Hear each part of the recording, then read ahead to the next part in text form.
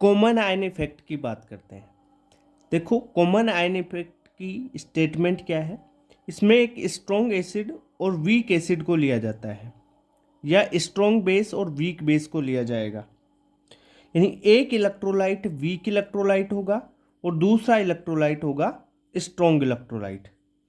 होगा क्या इसमें, when a strong electrolyte having a common ion is mixed with weak electrolyte, then degree of ionization of weak electrolyte is decrease।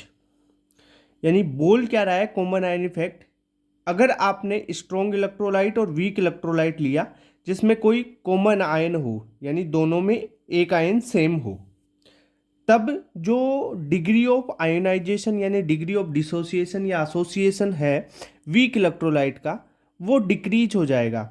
अब कैसे decrease होगा वो समझते हैं। देखो, कॉमन आयन इफेक्ट लगेगा किस किस पे, एक तो होना चाहिए स्ट्रॉन्ग इलेक्ट्रोलाइट और दूसरा वीक इलेक्ट्रोलाइट, और दोनों में एक आयन कॉमन होना चाहिए। ठीक है, अब देखो कैसे लगेगा। जैसे CH3COOH है, एसिटिक एसिड है, इसको तोड़ा तो ये डिसोसिएट हुआ CH3COO- और H+ में।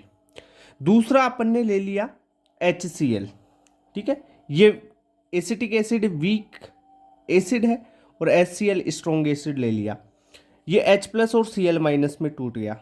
अब देखो यहां पर देखो, CH3COOH को तोड़ा तो यहां पर भी H+ बना, और HCl को तोड़ा H+ और Cl- में, तो यहां पर भी H+ बना।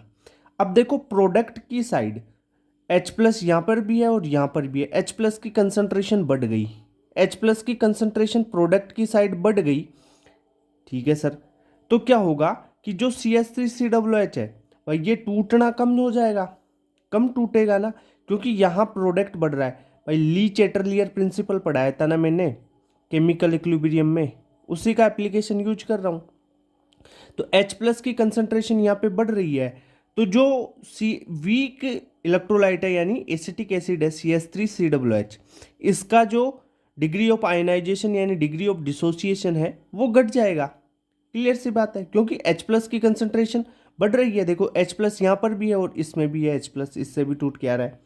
अगर देखो इसका ही अपोजिट क्या होता है, odd ion effect. Odd ion effect में क्या होगा कि जो H+ है एक और दूसरा OH- होके वाटर बना के निकल गया, तो भाई यहाँ से रिएक्शन फास्ट होगी। पर यहाँ पर तो प्रोडक्ट में एक H+ और दूसरा भी H+ है, यानी प्रोडक्ट की कंसंट्रेशन बढ़ रही है, तो भाई ये धीरे धीरे टूटेगा ना। क्लियर सी बात है, ठीक है, समझ में आ गई। अगर आपको जो degree of dissociation common ion के द्वारा हुई है वो पूछी जाए, न्यू डिग्री ऑफ डिसोसिएशन कितनी होती है, उसका एक फॉर्मूला है। और degree of dissociation due to common ion effect इसे बोलेंगे alpha dash is equal to Ka/x। अब यहाँ पे सर Ka क्या है, Ka जो आपने वीक एसिड लिया है ना, जो भी वीक एसिड या वीक बेस लिया है उसका डिसोसिएशन कांस्टेंट होगा Ka, और x क्या होगा, जो भी आपने स्ट्रॉन्ग एसिड लिया है, जैसे HCl यहाँ पे स्ट्रॉन्ग एसिड है, इससे जो H+ बना है ना उसकी कंसंट्रेशन होगी x। क्लियर, तो ये common ion effect I hope बिल्कुल क्लियर समझ में आ गया होगा आपको। अब इसके बाद में ओड आयन इफेक्ट भी बता देता हूँ इसके साथ में ही, तो अपन चलते हैं ओड आयन इफेक्ट पे। और देखो कॉमन आयन इफेक्ट में एक आयन कॉमन रहेगा, और ओड आयन इफेक्ट में दो अलग अलग आयन होंगे जो रिएक्शन करके हो जाएगा। तो देखो odd ion effect, odd ion effect में क्या होगा, वही when a strong electrolyte having an odd ion is mixed with weak electrolyte, then degree of ionization of weak electrolyte is increase. अब देखो वीक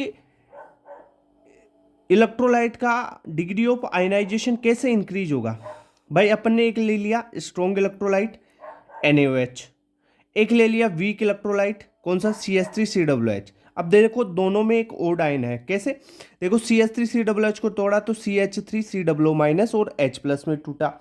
ठीक है सर, और NaOH को तोड़ा तो Na+ और OH- में टूटा। अब देखो इनमें कोई भी कॉमन आयन नहीं है, कोई भी सेम आयन नहीं है। देखो एक H+ और दूसरा OH-, यानी ये ओड आयन्स है। अब H+ और OH- भाई वाटर बना लेंगे, तो ये प्रोडक्ट में से यहाँ से वाटर बना लिया, तो भाई क्या होगा, ली चैटरलियर प्रिंसिपल के अनुसार H+ और OH- रिएक्शन कर गए प्रोडक्ट में, तो रिएक्शन फास्ट होगी। रिएक्शन फास्ट होने का मतलब क्या है भाई, इसका अल्फा इंक्रीज होगा, डिग्री ऑफ डिसोसिएशन हो रहा है यहाँ पे, एसोसिएशन हो रहा है या डिसोसिएशन जो भी हो रहा है, डिग्री ऑफ आयनाइजेशन कॉमन बोल सकते हैं, वो इंक्रीज हो जाएगा इसका।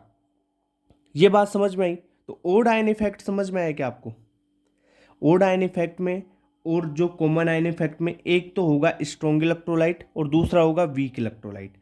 अब जो फर्क पड़ेगा ना इनमें, कॉमन आयन इफेक्ट और ओड आयन इफेक्ट दोनों में फर्क पड़ता है ओनली किस पे? वीक इलेक्ट्रोलाइट पे। इसमें भी वीक इलेक्ट्रोलाइट पे फर्क पड़ेगा और इसमें भी वीक इलेक्ट्रोलाइट पे फर्क पड़ेगा।